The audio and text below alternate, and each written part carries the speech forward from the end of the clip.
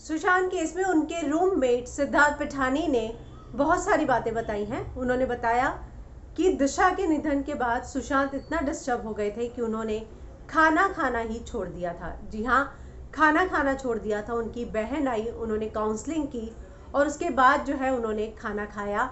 और उन्होंने ये भी बताया कि जो पार्टी की बात हो रही है, कहते हैं कि मैं बहुत श्योर हूँ 9 से लेकर 14 तक हमारे घर में किसी भी तरीके की कोई पार्टी नहीं हुई है, कोई भी आउटसाइडर नहीं आया है।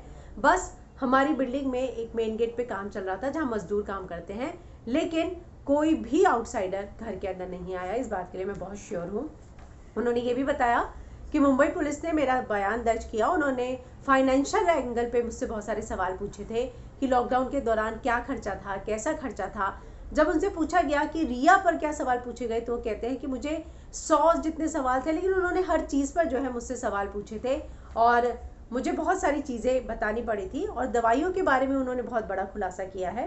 वो कहते हैं कि एक दिन पहले यानी कि 13 की आधी रात को सुशांत मेरे रूम में आए थे। उन्होंने बोला था नींद, तुम सोए नहीं? मैंने बोला कि नहीं, आप नहीं सोए? उसने बोला नहीं, नींद खुली है, मैं जा रहा हूँ सोने।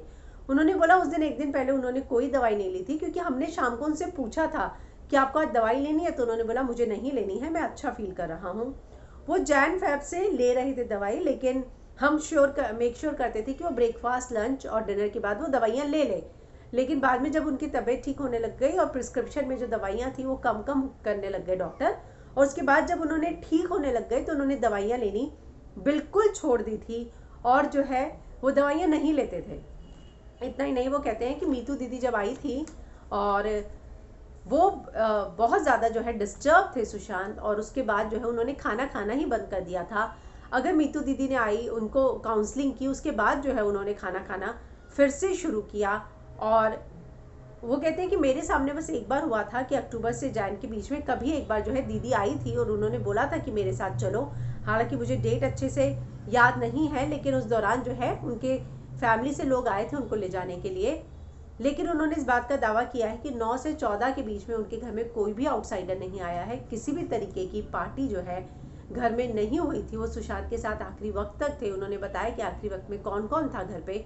लेकिन एक बात उन्होंने कही है कि 8 को जब दिशा के निधन की खबर आ गई थी, उसके बाद से बहुत ज़्यादा परेशान थे सुशांत और खाना खाना छोड़ दिया था। उनकी बहन को उनकी काउंसलिंग करनी पड़ी, उसके बाद जाके उन्होंने खाना खाना फिर से शुरू किया।